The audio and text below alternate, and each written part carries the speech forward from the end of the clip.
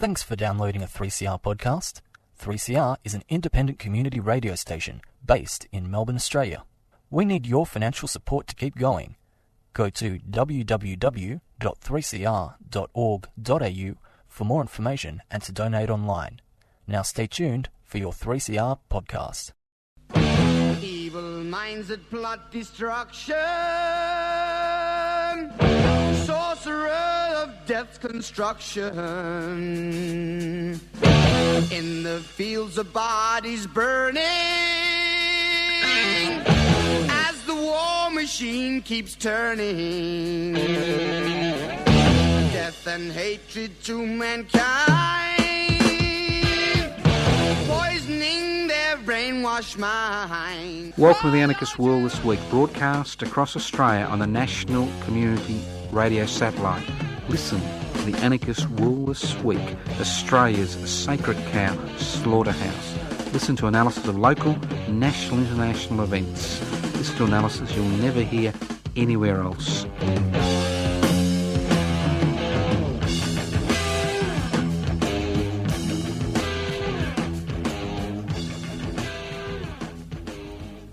As I walk down the corridor of infamy at the station I'm broadcasting from, which will remain nameless as we're on the National Community Radio Network, 3CR, I saw the light. For the first time in 37 years that I've been broadcasting the Anarchist World This Week in its various guises, I saw the light. The wall had been knocked down, and there was light streaming into the studio. The house next door is no more. I've seen the light, but unfortunately, the light will be removed soon. Yes, we finally lost it. This is the Anarchist World This Week, broadcast on the Community Radio Network. This program is streaming live on 3cr.org.au. And if during the course of the program you get called away, nature calls, you fall down the stairs, ASIO knocks on the door, Islamic State collectors are at your doorstep, asking for money for their struggle, don't despair. The program is podcast. You can access the podcast by going to 3cr.org.au. All right, so what are we going to talk about today? Well, we could talk about anarchism. What's the point? You know what anarchism is. That's why I listen to the Anarchist World This Week. Now, sometimes I wonder what type of world I'm living in. I've noticed that the Murdoch media were very excited, really excited, that the Shop Distributive and Allied Employees Association of South Australia has entered into negotiations and come to an agreement with small business to remove penalty rates on Saturday and halve penalty rates on Sunday. Lauded as a great reform. And I thought to myself, with unions like this, no wonder they call themselves an association, what have we got to look forward to? What have we got to look forward to? But it's the nature of politics in Australia in 2015. All right. Now, memories. Now, last week I painted a little word picture of Mr. Abbott and his neoconservative mates rapidly painting out their spots with water-soluble paint, changing their character. Nice, cosy, pleasant, polite people. You like that? Pleasant, polite people. There to help you. There to help the people of Australia. And it seems that their new policies, their new spin, they're not policies, their new spin is paying dividends. Paying dividends. The polls are closing. And I thought to myself, what short memory do we all have? What short memory? I mean, parliamentary politics is essentially an act of faith. Every 3 to 4 years, and the people of New South Wales will be casting their ballot this weekend. If you decide you want to, you have to. It's a duty, isn't it, under Australian law to cast a ballot. you cast a ballot for your favourite representative, and when your representative is elected to Parliament, he or she is primarily responsible to the political party that pre-endorsed them for that particular seat, not to you. That's right, not to you. Parliamentary politics is like religion, an act of faith. You put your trust in your parliamentary representative's word. Now, I remember, and although I'm getting old and my memory's not as good as it used to be, I still remember that before the last federal election, the Liberal National Party told the Australian people, and they believed them, there'd be no cuts to the ABC, there'd be no changes to Medicare, it'd be steady as you go, there'd be no changes to industrial relations policies, and the list goes on and on and on. And within a few weeks of their election, every one of the major promises, except to repeal the carbon tax and the super profits mining tax, were in tatters. Every one of their promises were in tatters. They said, well, that was yesterday. Conditions have changed. We need to change our policies. And then we saw the lovely May budget, Mr. Hockey's May budget. And we saw proposed changes to Medicare, proposed changes to the ABC, proposed changes to tertiary education, and the list went on and on and on. Proposed changes to deny Social Security to the unemployed, the young unemployed, and the list went on and on and on.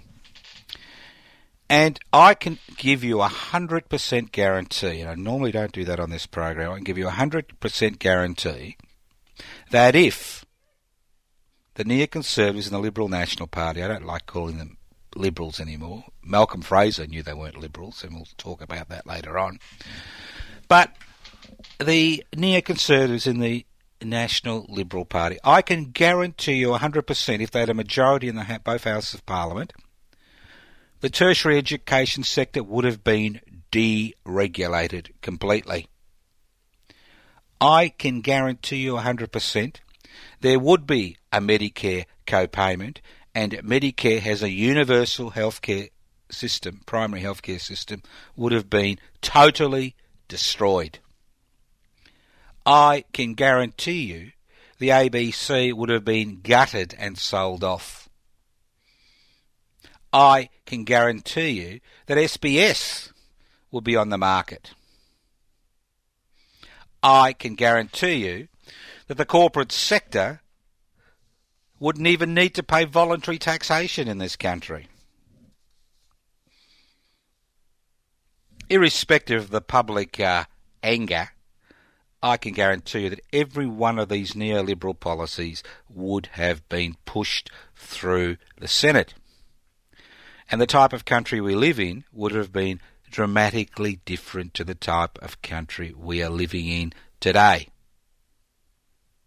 As night turns to day and day turns to night, I can give you 100% guarantee that every one of their neoliberal policies would now be law. L-A-W, law. Every single one. Every single one. So the question is, do you trust the new Liberal National Party that it's painted over its spots with water-soluble paints to fool the electorate? Can you really trust these ideologues who jump out of bed and put their nose in their little blue book every morning to find out what neoliberal policy they're going to push this week, whether it's privatisation or globalisation or corporatisation or deregulation? Can you trust these people? Can you really trust these people? What do you think will happen if they are elected at the next federal election for majority in both houses of Parliament? And don't think that that is not possible. What do you think will happen? Every one of their policies, which they've now hidden in the cupboard, will be pulled out, polished up, and passed through Parliament. End of story. Nothing has changed. Parliamentary politics is essentially an act of faith. You can either have faith in it or not. And those of you who have faith in the parliamentary system, don't forget, apart from revolution or radical action, there is nothing you can do in between elections to force a political party or a political representative to honour their promises. Nothing. There's no power of recall of politicians who break their promises. None whatsoever in between elections. Political representatives, especially those that belong to political parties, are hostages of those political parties. That's the be-all and end-all of it. End of story. End of story. So trust. Trust is the key. Trust, trust, trust. Has the leopard changed its spots? Will the water-soluble paint which have been painted over the spots, will they wash off at the next federal election if they win a majority in both houses of Parliament? This is the Anarchist World This Week, broadcast across Australia on the Community Radio Network. Reap what you sow. Reap what you sow. You like that? Very biblical, isn't it? Well, there's a lot of confusion in the Australian community today. A lot of confusion about what's going on. Now, people talk about increasing crime rates. People talk about increasing domestic violence. People talk about increasing interpersonal violence. People talk about, all these things. But they never think beyond the figures. They never try to join the dots, because we live in a society where it's much, much easier for the corporate-owned media and the government guild at ABC to highlight issues but not look behind the issues. Now, we do have an issue in this country as far as young people are concerned, as far as self-destructive behaviour is concerned, and as far as antisocial behaviour is concerned. So what do? Build more jails?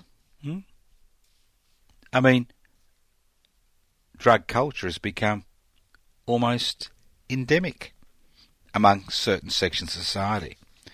Because you need to remember that in God's own country, the land of Oz, the land down under, that it's the 15 to 25-year-olds who have now been disenfranchised, especially those who are not able to afford a university education or a tertiary education.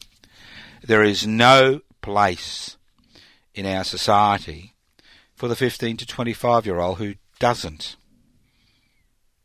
enter a tertiary education. And why is that? Because we have, in our great desire to make a buck, destroyed the very public institutions, the very public structures which allowed young people to get an education. Not in terms of an education of sitting at school, but in terms of an education which gave them the opportunity to acquire a meaningful, secure job. That's simple. Meaningful, secure job. We now have a government, a national government, which if it had its way, would ensure that the under-30s wouldn't actually even be able to receive unemployment benefits, have to rely on their friends and families, and if not that, they'd have to, beg on the streets because of this government's policies. So here we have a vacuum, a huge vacuum, an increasing number of young people who are not interested in tertiary education, who are finding it very hard to find any meaning, let alone a secure, safe job.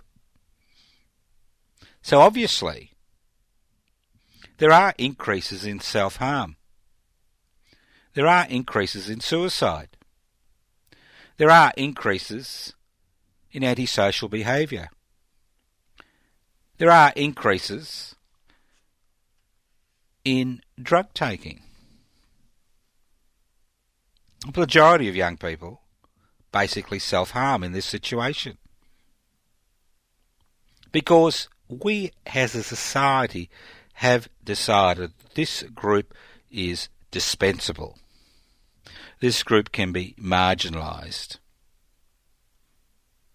I mean, the privatisation of the TAFE sector, the privatisation of apprenticeships, and the privatisation of many aspects of tertiary education have created a climate which treats young people as commodities, as things to be exploited. So no wonder when you look at the statistical indicator that on every statistical indicator things seem to be going backwards for this section of society. And at the end of the day, backwards for society as a whole, because there are ramifications.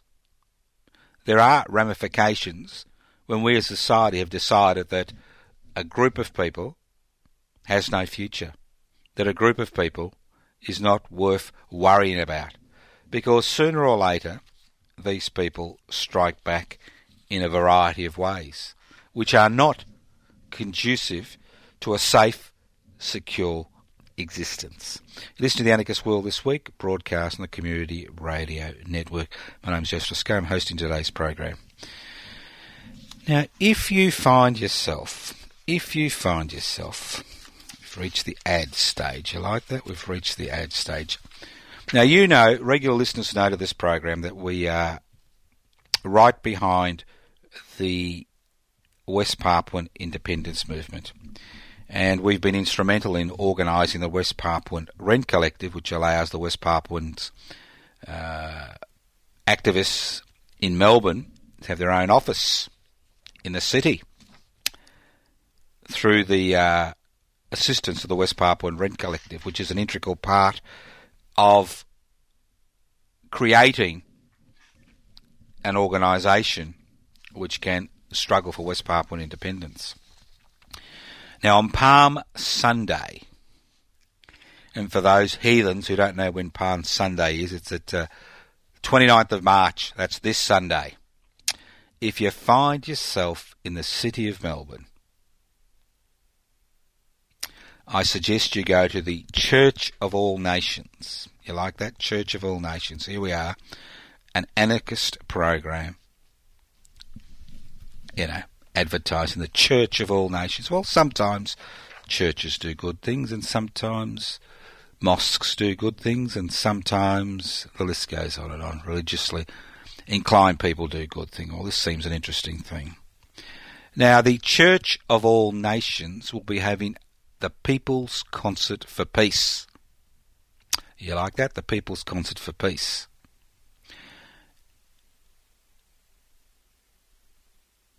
And it features Thursday's Children Community Choir, who'll be singing songs and poetry in recognition of the centenary of Gallipoli, the war to end all wars.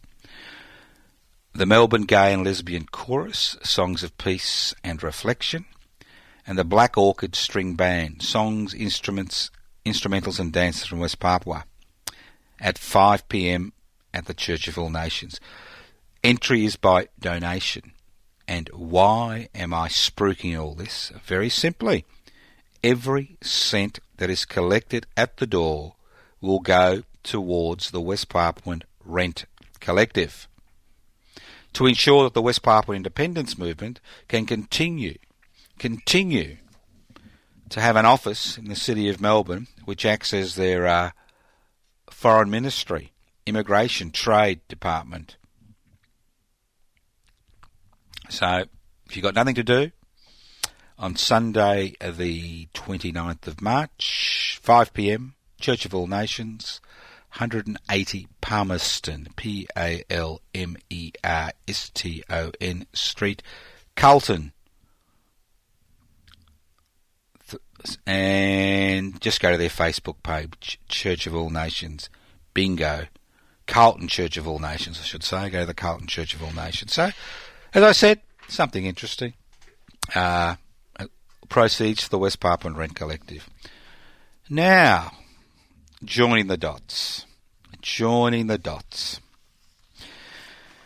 Now, those of you who are waiting for the public interest before corporate interests website to be up and running, well, I'm sorry, it's still not up and running. It should be up and running within the next week.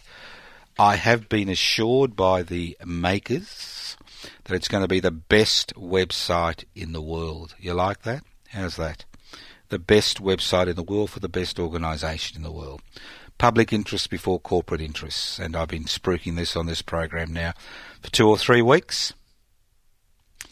Now, if you want to download an application form, go to anarchistmedia.org and download it directly. Or if you want us to email you one, email info@pibci.net. info@pibci.net. You can always send us a letter to Post Office Box 20, Parkville 3052. Post Office Box 20, Parkville 3052. Or you can give us a ring on 0439 395 489. Now, the national launch of PIBC, the Public Interest Before Corporate Interest, a political community-based group that uses both electoral politics and workplace community action to ensure all Australians, not just a small minority, enjoy the fruits of this rich land. The national launch is at 11 a.m. to 2 p.m, Sunday the 12th of April. You like that? Sunday the 12th of April. Not far, Sunday after Easter. You've got Palm Sunday, where you can go to the Church of All Nations. Then you've got Easter Sunday, where you can do whatever you do. And then you've got the Public Interest Before Corporate Interest national launch, 11 a.m. to 2 p.m, Sunday the 12th of April. Where is it? Broughton Reserve, Broughton, Station Street, Seaford. Seaford, you say? Seaford, I've been told. Why Seaford? Well, Melbourne is a big place. Melbourne is not just a CBD and in inner suburbs. It just doesn't happen in the CBD and the inner suburbs.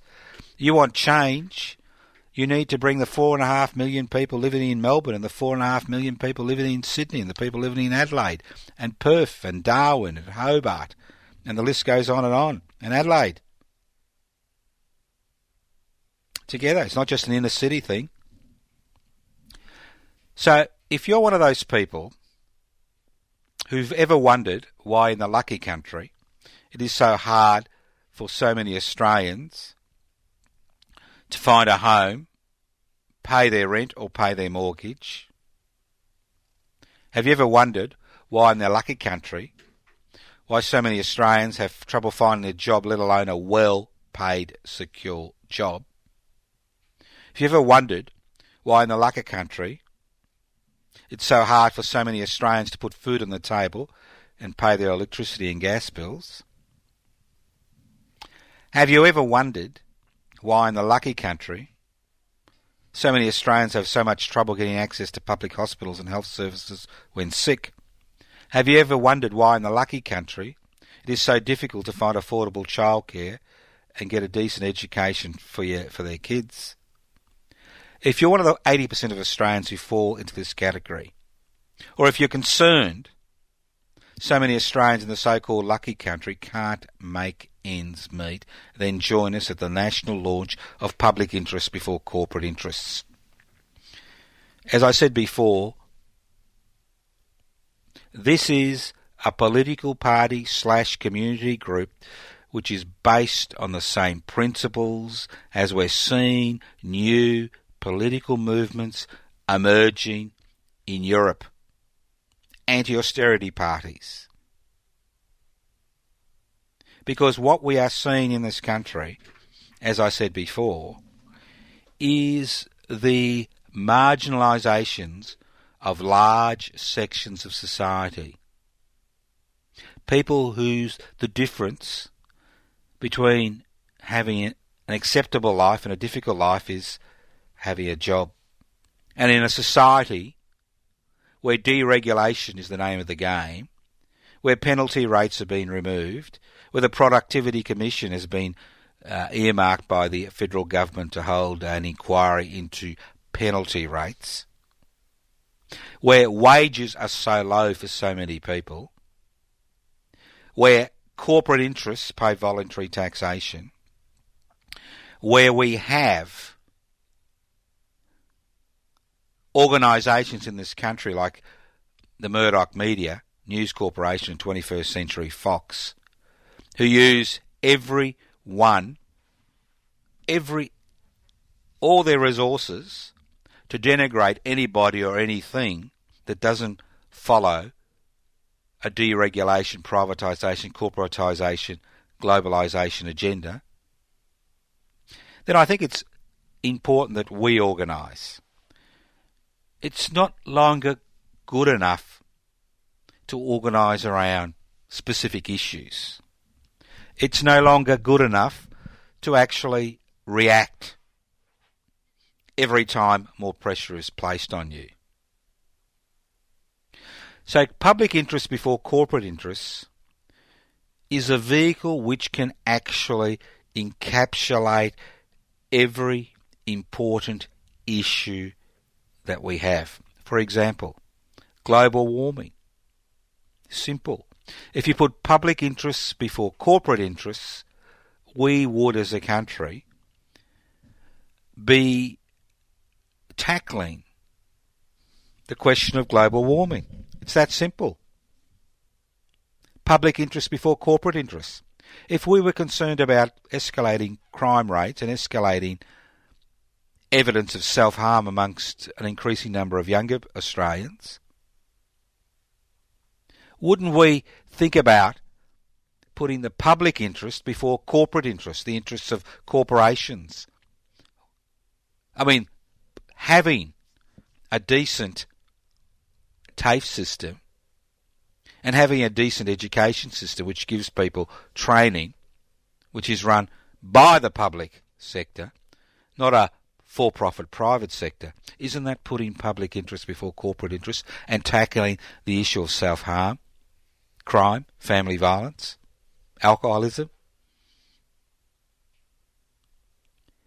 If you're concerned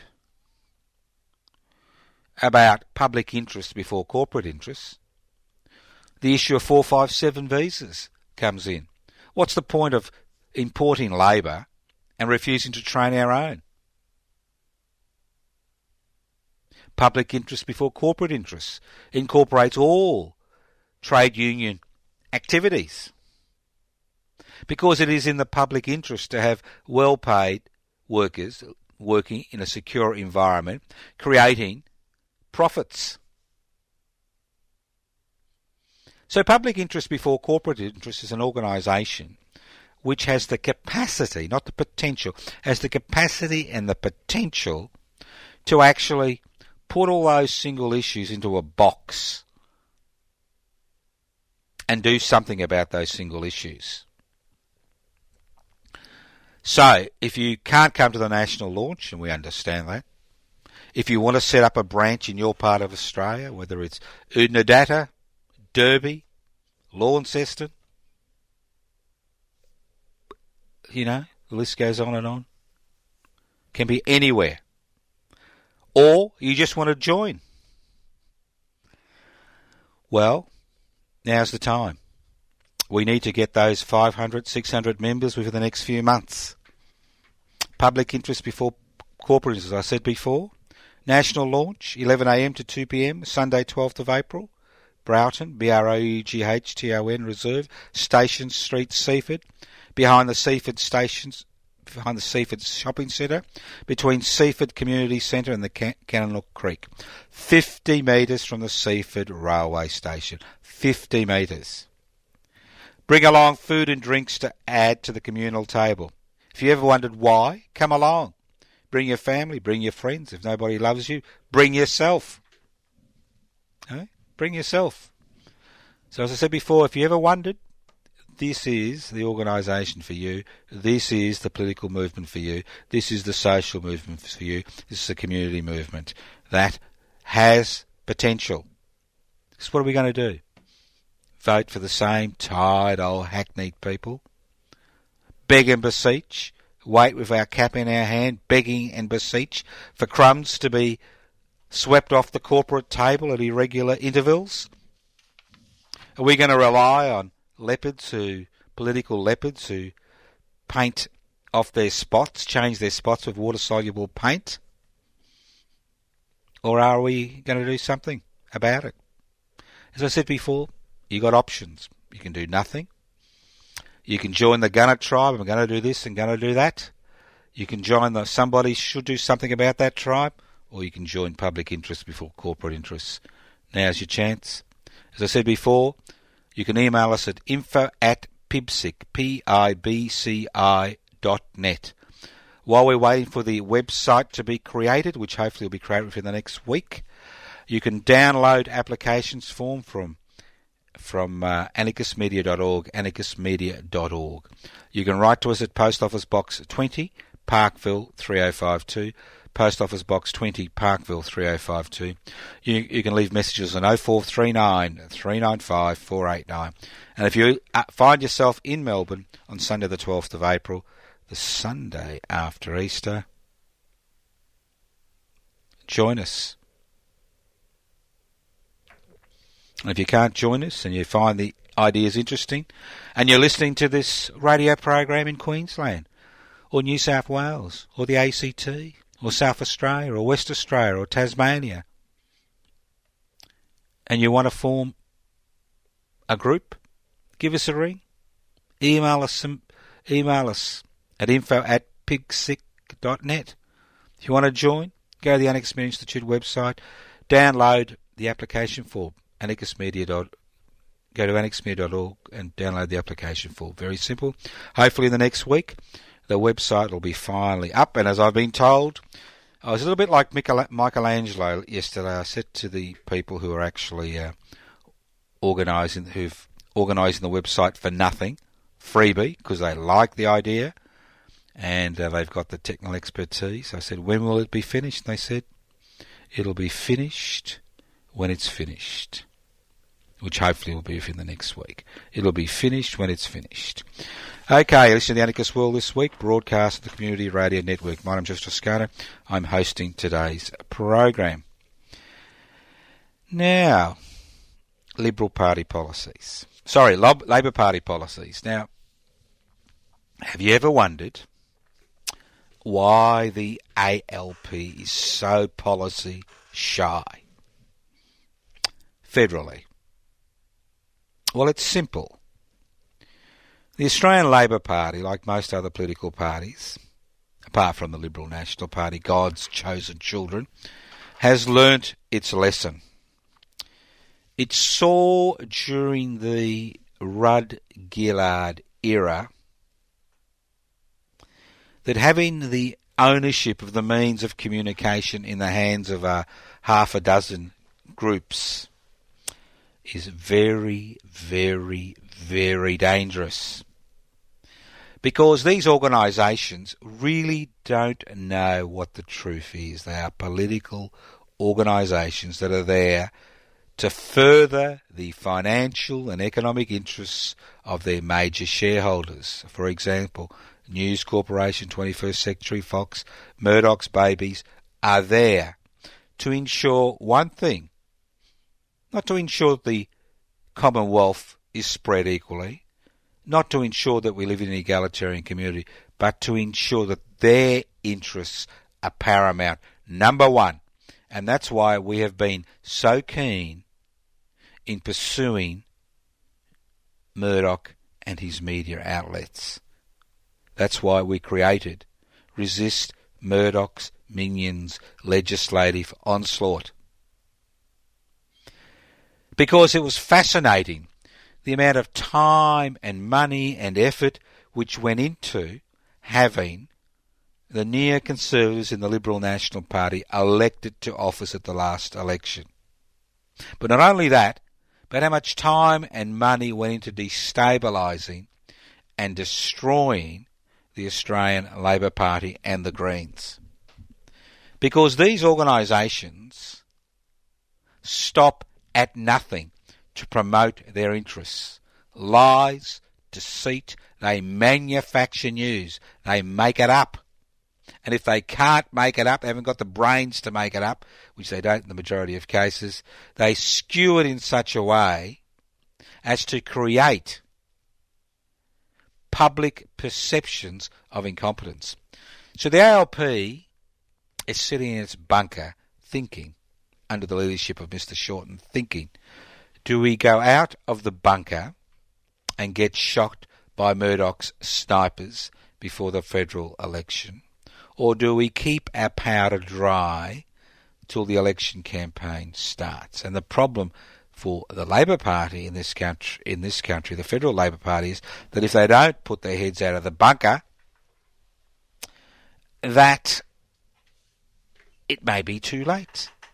We may see the rehabilitation of Mr. Tony Abbott, the People's Prime Minister. So that's their dilemma. That is their conundrum. What will they do? Will they put their head above the parapet and blurt out a few policies and duck under? Or do they wait and wait and wait and wait for the Liberal National Party to implode? But the Liberal National Party, the neoconservatives, will not implode because they have powerful backers. Powerful backers in the boardrooms of national and transnational corporations who are ever so grateful that they don't have to pay income tax, that are ever so grateful that we're seeing the creation of a low-wage economy, that are ever so grateful that they don't have to worry about legal niceties like you and I have to be concerned about 24 hours a day, 7 days a week. So they are very happy with their boy, very happy with their puppet. Mr. Murdoch has decided to reattach the strings to the Abbott puppet. And the Abbott puppet is now dancing, waltzing, no longer, doing some, vigorous, punky dance, but waltzing to the music. And that's the dilemma, isn't it? It doesn't matter what their policies are. It's always supported by the corporate sector, always supported by large corporations, always supported by that small section of society that owns the means of production, distribution, exchange and communication. So we never actually see any mass criticism of their policies. And when people in the ABC attempt to raise a few paltry issues, they're painted as subversives. That's right. And even worse, radicals. Radicals! Damn you, IS. All I can say is radicals has now become a dirty word. Radicalisation has become a dirty word. All it means is turn the wheel. So, do you trust them? If you don't trust them, what are you going to do? You're going to wait? Wait for the public mind to be poisoned by that small section of society that owns the means of communication? Or are you going to get involved in things? Are you going to become involved? Are you going to join public interest before corporate interest? If you don't like what we're on about, you're going to join some other group. Get involved, do things. Or you're just going to wait there on the couch for things to change. Because things don't change without effort. You know that. I know that. Okay. The light on the hill. Now, those of you old enough to remember Mr. Chifley, a former wartime Prime Minister of Australia, spoke about the light on the hill. Labor Party policies, the light on the hill. Well, the new light on the hill, I've been told, is capitalism and technology. Corporate capitalism and technology. Together they can solve everything. I've been told recently that the 4 horsemen of the apocalypse are a myth. If we give capitalism, corporate capitalism, its head, and don't ask them to pay taxes, and allow them to get on with the job of making money, and using technology, we'd never have any problems in this country, in this society, in this world, on the planet. That's right. Capitalism and technology, they're a great duo. Waltzing in the stratosphere. Capitalism and technology. Forget about increasing population growth. 7 billion today, 9 billion in 20 years' time, 15 billion by the year 2035. Forget about increasing greenhouse emissions. It's just garbage, isn't it? Doesn't really exist. Forget about the domination of the world economy by a small section of society. Corporations whose major responsibility is to their major shareholders. Forget about all these things. Forget about, the privatisation bandwagon. Forget about it. Because with technology, I've been told, and capitalism, the concept of making a buck, irrespective of the human, social and environmental costs, we can solve every problem on the planet. It seems to be the new feel-good philosophy. Technology and capitalism. Well, technology and capitalism don't solve every issue, let alone any issues. Technology is not value 3. Different technological innovations are created to suit current economic practices, to suit current corporate peccadillos. It's not value 3. It's not just somebody sitting in an attic inventing something. It's not like that. It's not value 3. What is developed, what isn't developed, how it's developed, how much money is poured in, is all linked to the creation of profit. If there is social harm, bad luck. If there's community harm, bad luck. If there's individual harm, bad luck.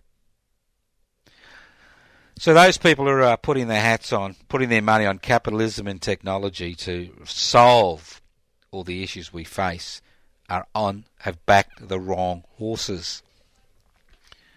You solve the issues we face by harvesting the collective wisdom. You harvest the collective wisdom through direct democratic processes. You solve the issues we face by holding property in common. Simple concepts. Collective wisdom, property in common.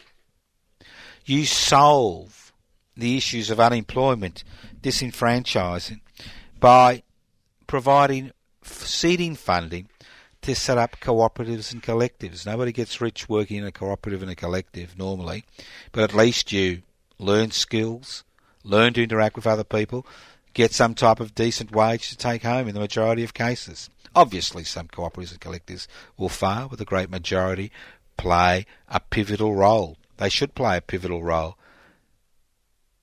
in a society that harvests collective wisdom. So is it capitalism and technology, the keys to the future, as we're told ad nauseum, day in or day out? Or is the key to the future, is the key to unseating the four horsemen of the apocalypse, the modern day apocalypse, increasing population growth, finite resources, increasing greenhouse emissions and increasing population? Is the key to that by harvesting the collective wisdom and using alternative economic systems which are based on collectives and cooperatives, not competition and corporations? That's the key, isn't it? Day in and day out. What's the key? Capitalism and technology? Don't make me laugh, but it seems to be the new buzzword. Technological innovations and capitalism, we can solve the world's problems. The new buzzword. All right, let's move on. This is the Anarchist World This Week. I'm Jeff Strauss-Kahn. I'm hosting today's program. A few boring pieces of information.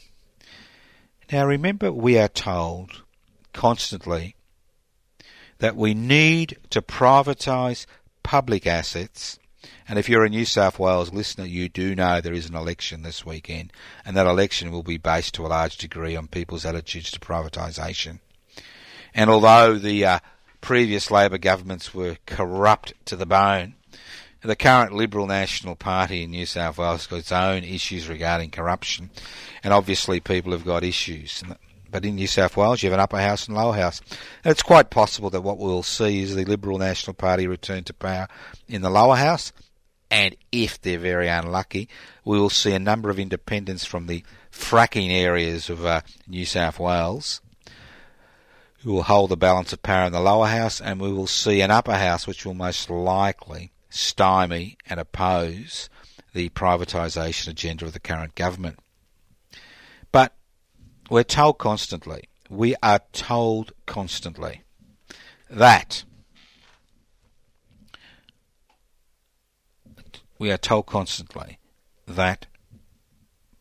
private companies do it cheaper and better. Now, you may have forgotten, I'm sure most of our listeners weren't members of Medibank Private, which was a private health insurance company which was owned by the federal government, which returned a profit of about $110, $120 million per year to the taxpayer. Well, Medibank Private was privatised by the federal government a few months ago. And all those people who are members of Medibank Private who are opening their bills this week will have noticed that their instalments have gone up. The price for private insurance has gone up. Has it gone up by 1%? No. 2%? No. 5%? No. 7%? No. 13%? No. 14.5%? Yes! Bingo! You got it right. Every child wins a prize. So, the federal government privatises Medibank Private, brings in $5 billion into the kitty. This is a money-making industry. And what does the private board do in its first few months of operation? It increases premiums for its members by over 14%. Hallelujah, brothers and sisters. We do know one thing about private organisations. They always do it better as far as making profits for their shareholders is concerned. Because that's what a corporation is about. That's what a private employer is about. It's about making a profit. So when a government organisation is abolished and a private organisation steps in to do its work, whether it's in the welfare sector, whether it's in the education sector, whether it's in the TAFE sector, whether it's higher education, whatever it is, 40 cents of every dollar which a taxpayer gives to a private organisation goes in costs. 40 cents of every dollar to the National Disability Insurance Scheme. 40 cents of every dollar into the pockets of a private provider. The charities, so-called charities, not-for-profit charities, get government money. 40 cents of every dollar goes into bolstering the coffers of that so-called charity, not-for-profit. So how can we, as a society, expect that the private sector always does it better when 40 cents of every dollar goes in costs and profits? Because if they can't create a profit for their major shareholders, they go to the wall. The major shareholders and the minor shareholders move to another company. How ludicrous. How ludicrous. But do we ever have a debate regarding this in the mainstream media? Do we ever see a debate on television, radio, the internet, by major political figures, major business figures about this furphy? The private sector does it cheaper and better. It doesn't do it cheaper and better, as we see with asylum seekers. Billions of dollars. If you gave each asylum seeker who's living on Nauru and Manus Island, in the prisons on Nauru and Manus Island, $10 million and said, go away, I can assure you, a lot of them would go away, and it would be less than it costs to keep them, the private sector, to keep them at Nauru Manus Island. I'm sure they'd be happy with $1 million. So here you are, $1 million. Piss off. Because that's what it's costing. Billions of dollars every year to hold, 3,000 or 4,000 people on detention, prison-like conditions in 2 foreign countries, Nauru and Papua New Guinea. How ridiculous. How ridiculous. So the private sector always does it better than the public sector. What garbage. As we saw with the example of Medibank Private, 14.35% increase in premiums across the board for all its members. Bit higher than inflation. 700 times higher than inflation. 14.35%. And for what? To create a profit for their major shareholders? What a load of crap. When it could have remained in public hands and made a profit for the taxpayer. Bingo. It's a little bit like shooting the duck that lays the golden egg, or selling it. You may get a fistful of dollars, but you're not going to get those golden eggs anymore, are you? How ridiculous. How pathetic. Mr. Fraser, look, I'm sure Mr. Fraser was a wonderful man, but I haven't forgotten. I'm old enough not to have forgotten the dismissal, but more importantly than the dismissal, the policies which were introduced by the Fraser government over 2 terms. Policies which saw the introduction of a razor gang, whose job it was to ensure that the amount of resources which went to look after people on social security benefits and the education sector were slashed. And I don't forget Mr. Fraser's role as the foreign minister during the Vietnam War. And I don't forget the role of those 2 terms of government, which laid the basis for the deregulation, privatisation, globalisation, corporatisation revolution that has swept this country with the election of a Hawke-led Labor government. But again, Mr. Fraser proved that people can change. And in the latter part of his life, his attitudes changed to such a degree that he became so disgusted with the party he was Prime Minister for 8 years that he refused to rejoin the Liberal Party because it had been taken over by neoconservative elements. At least with Mr. Fraser, we had a conservative, reactionary person as far as economics was concerned, trade unions were concerned, as far as social security benefits were concerned, as far as Medibank was concerned, and Medicare was called Medibank during that period when he tried to dismantle it. But at least he kept the liberal light alight. He kept it going.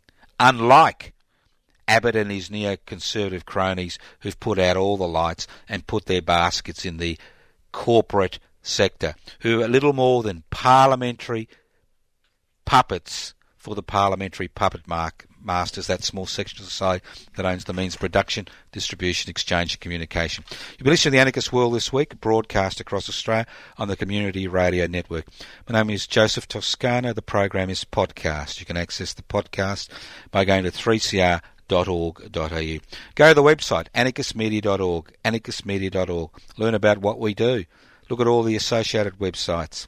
Go to info@pibci.net. Send us an email. Download an application form from the AMI website. Hopefully within the next week it will be finished. Michelangelo will be happy. We'll have the best website in the world for public interest before corporate interest. Write to us at Post Office Box 20, Parkville 3052. I never cease to be amazed by the amount of letters we receive every week. Leave messages on 0439 395 489, 0439 395 489. Thank you for listening to The Anarchist World this week on your local community radio station. Listen in next week, and remember, keep a smile on your face while you're smashing the state and the corporate sector. Listen in to the Anarchist World this week on your local community radio station next week. Evil minds that plot destruction, sorcerer of death's construction. An analysis you'll never hear anywhere else. Anarchist World this week. Australia's sacred cow slaughterhouse. 10 a.m. every Wednesday. Listen to the Anarchist World this week for an up-to-date analysis of local, national and international events. Poisoning their brainwashed minds. Oh, Lord, yeah.